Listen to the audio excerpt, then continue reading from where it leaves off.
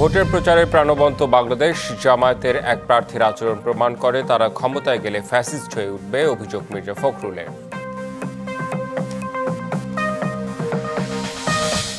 পরিবারতান্ত্রিক নেতা যারা চায় তারাই আইডি হ্যাক করেছে, অভিযোগ জামায়াত আমিরের। রাজার ছেলে রাজা নয়, বংশ পরম্পরায় নেতা আর নয়। এবং নিউ মরিং কন্টেইনার টার্মিনাল ইজারার প্রতিবাদে ষষ্ঠ দিনের কর্মবিরতিতে অচল চট্টগ্রাম বন্দর, উপদেষ্টার গাড়িবহর আটকে বিক্ষোভ। ভোট উৎসবের অপেক্ষায় বাংলাদেশ। নির্বাচনী প্রচারণায় কাঁপছে সব দিক। জনসভা, পথসভার পাশাপাশি প্রার্থীরা করছেন গণসংযোগ, ছুটছেন ভোটারের দ্বারে দ্বারে। ভোটারকে বুকে জড়িয়ে ধরে শুনছেন সুখ দুঃখের কথা, মেতে উঠছেন কথার লড়াইয়ে। প্রচারণায় নিয়ম ভাঙলেও নির্বাচন কমিশন কার্যকর ব্যবস্থা নিচ্ছে না অনেক জায়গায়। শহর থেকে গ্রাম, পাড়া, মহল্লা, অলিতে গলিতে একটাই সুর, ভোট চাই ভোটারের, দোয়া চাই সকলের। বাজছে মাইক, গরম হচ্ছে হাওয়া। ঢাকা 14 আসনের জামায়াতে ইসলামীর প্রার্থী সকালে দক্ষিণ বিশিল এলাকায় গণসংযোগ করেন, অভিযোগ তোলেন অনিয়ম নিয়ে।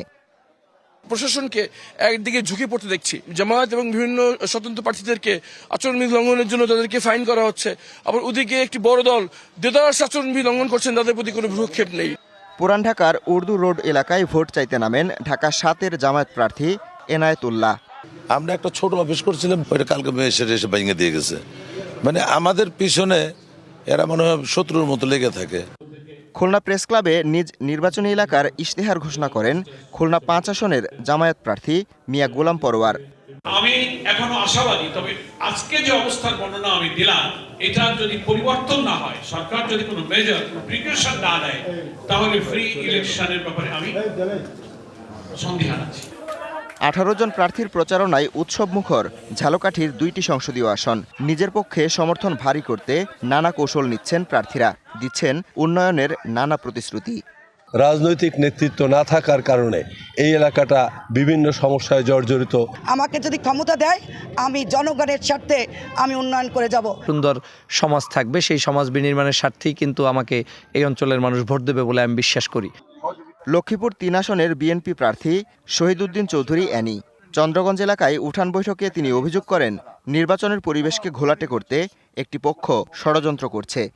আপনাদের আবদার এবং আপনাদের আমানত রক্ষা করে যেন আপনাদের পাশে থাকতে পারি, সেই মনোবল এবং সাহস যোগাবেন। ঠাকুরগাঁওয়ের ফাড়াবাড়ি উচ্চ বিদ্যালয় মাঠে নির্বাচনী সভায় প্রতিপক্ষ দলের এক প্রার্থীর আচরণের সমালোচনা করেন বিএনপি মহাসচিব।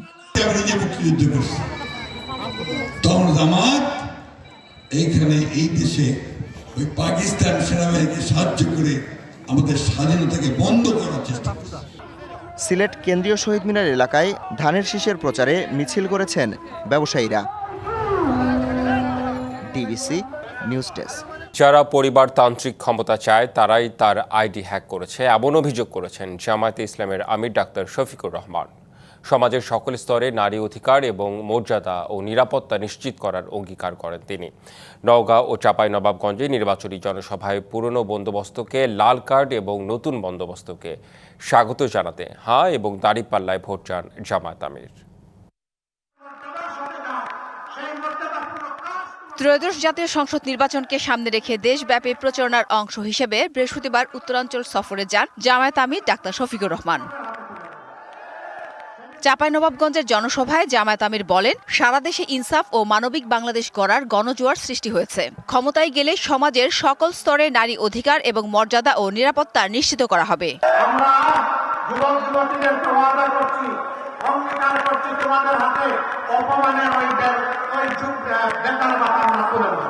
যেখানে বাংলাদেশ তার পানির ন্যায্য অধিকার বুঝে পাবে, সেখানে বাদ দেয়া হবে বলেও জানান তিনি। এর আগে সকালে নওগাঁর জনসভায় আমির বলেন, জামায়াত ক্ষমতায় গেলে উত্তরাঞ্চলকে কৃষি শিল্পের রাজধানী করা হবে। যারা পরিবারতান্ত্রিক ক্ষমতা চায় তারাই তার আইডি হ্যাক করেছে, এমন অভিযোগ করেন তিনি। আমার আইডি হ্যাক করে যারা এই দেশের জনগণের সরকার চায় না, যারা দলীয় পারিবারিক গোষ্ঠীতান্ত্রিক সরকার চায়, যারা এই দেশকে গোলাম বানিয়ে রাখতে চায়, তারা আমার উপরে মিসাইল নিক্ষেপ করেছে। 12 ফেব্রুয়ারির প্রথম ভোট হ্যাঁ হবে বলেও আশা করেন জামায়াত আমির। 12 তারিখের প্রথম ভোট হ্যাঁ, এই হ্যাঁ বলে জানাত সাথী, ডিবিসি নিউজ ডেস্ক। আগামীকাল নির্বাচনী ইশতেহার ঘোষণা করবে বাংলাদেশ জাতীয়তাবাদী দল বিএনপি। রাজধানীর একটি হোটেলে এর ঘোষণা করবেন দলের চেয়ারম্যান তারেক রহমান। যতদূর জানা গেছে ৩১ দফাকে মূল ভিত্তি ধরেই জুলাই সনদ ও তরুণদের আকাঙ্ক্ষাকে গুরুত্ব দেওয়া হচ্ছে ইশতেহারে। জায়গা পাচ্ছে ফ্যামিলি হেলথ ও কৃষক কার্ডের মতো জীবন ঘনিষ্ঠ সেবা পরিকল্পনা। নির্বাচিত হলে প্রথম ১০০ দিনের মধ্যে ১ কোটি লোকের কর্মসংস্থান এবং বিচার বিভাগের স্বাধীনতা সহ রাষ্ট্র গঠনে নানা চমক থাকছে। দলের প্রতিষ্ঠাতা সাবেক শহীদ প্রেসিডেন্ট জিয়াউর রহমানের ১৯ দফা ও প্রয়াত চেয়ারপারসন বেগম খালেদা জিয়া ঘোষিত ভিশন ২০৩০-এর রূপরেখা সংযোজিত সেই সম্ভাব্য ইশতেহারে ১৮ থেকে ৩৩ বছর বয়সী প্রায় ৪.৫ কোটি যুবকের কর্মসংস্থান ও বেকার ভাতার মতো জনমুখী এবং জীবন ঘনিষ্ঠ সেবার বিষয়গুলো বিশেষ জায়গা পেয়েছে। আমাদের সর্বশেষ জনসভা যেখানে প্রধান অতিথি হিসেবে দলের চেয়ারম্যান জনাব তারেক রহমান সাহেব উপস্থিত থাকবেন। ঢাকা মহানগরীর সর্বশেষ আমাদের জনসভার সর্বশেষ যে জনসভাটি হবে আমাদের চেয়ারম্যানের, সেটি হবে ৮ই ফেব্রুয়ারি রবিবার। সুষ্ঠু নির্বাচন করতে যা করা দরকার তা করতে আইনশৃঙ্খলা বাহিনী পাশাপাশি সেনাবাহিনী প্রস্তুত রয়েছে। নির্বাচনে যে কোনো ধরনের সহিংসতা ও নাশকতা প্রতিরোধেও প্রস্তুত তারা। সকালে ব্রিফিংয়ে সেনা সদরের পক্ষে সব কথা জানানো হয়েছে। আর আলাদা ব্রিফিংয়ে বিমান বাহিনী প্রধান জানিয়েছেন জাতিকে অনুকরণীয় একটি নির্বাচন উপহার দিতে প্রতিজ্ঞাবদ্ধ ও প্রস্তুত রয়েছেন তারা। আর নৌবাহিনী প্রধান জানিয়েছেন দেশে একটি অবাধ, সুষ্ঠু ও নিরপেক্ষ নির্বাচনের জন্য সশস্ত্র বাহিনী সম্পূর্ণভাবে প্রস্তুত। ত্রয়োদশ জাতীয় সংসদ নির্বাচন গ্রহণযোগ্য ও অংশগ্রহণমূলক করতে দায়িত্ব পালন করছে বিমান বাহিনী। এজন্য সকালে কুর্মিটোলায় বাসার ঘাঁটিতে নির্দেশনামূলক বক্তব্য দেন বাহিনী প্রধান air chief marshal Hasan Mahmud Khan. জানান, নির্বাচনের দিন যে কোনো পরিস্থিতিতে দৃশ্যমান থাকবে তারা, কোনোভাবেই পক্ষপাতিত্ব করা হবে না। বিমান বাহিনী 12 ফেব্রুয়ারি অনুষ্ঠিতব্য জাতীয় সংসদ নির্বাচনকে নিরবিচ্ছিন্ন, বিশ্বাসযোগ্য ও অংশগ্রহণমূলক করার লক্ষ্যে সকল দায়িত্ব পালনে সম্পূর্ণরূপে প্রস্তুত, যতটুকু ক্ষমতা আছে সেই ক্ষমতার ব্যবহার করে। অন্যদিকে গুলিস্তানে সেনাবাহিনী প্রধানের দেয়া ইন-এইড টু সিভিল পাওয়ারের আওতায় বাহিনীর কার্যক্রম পরিদর্শন ও নির্বাচন নিয়ে সভা অনুষ্ঠিত হয়। সভা শেষে প্রেস ব্রিফিং করে সেনাবাহিনী। জানানো হয়েছে, এবারের নির্বাচন সুষ্ঠু করতে সেনাবাহিনীর ১ লাখ সদস্য মোতায়েন থাকবে। যে কোনো পরিস্থিতি মোকাবেলায় প্রস্তুত আছে বাহিনী। সকলে সমন্বিতভাবে একটি সুন্দর এবং অবাধ নির্বাচন অনুষ্ঠানের জন্য বদ্ধপরিকর। এই দুইটা মেসেজ তার দিতে চেয়েছেন সবার সঙ্গে মত বিনিময় করে। সেনাবাহিনীর পক্ষে জানানো হয়েছে, নির্বাচনকে ঘিরে সোশ্যাল মিডিয়ায় অপপ্রচার চালানো হচ্ছে। এসব নজরদারির জন্য সার্বক্ষণিক মনিটরিং সেল গঠন করা হয়েছে। মেহের বনি, ডিবিসি নিউজ, ঢাকা। বিদেশিদের কাছে লিজ দেওয়ার প্রতিবাদে টানা কর্মবিরতিতে অচল চট্টগ্রাম বন্দর। এর মধ্যে বন্দরের কার্যক্রম পরিদর্শন করতে গিয়ে বিক্ষোভের মুখে পড়েন নৌ পরিবহন উপদেষ্টা। পরে পুলিশি পাহারায় বন্দরের শীর্ষ কর্মকর্তাদের সঙ্গে বৈঠক শেষে উপদেষ্টা জানিয়েছেন সিদ্ধান্ত পরে জানানো হবে। সকালে চট্টগ্রাম বন্দরে বিক্ষোভকারীদের বাধার মুখে পড়েন উপদেষ্টা সাখাওয়াত হোসেন।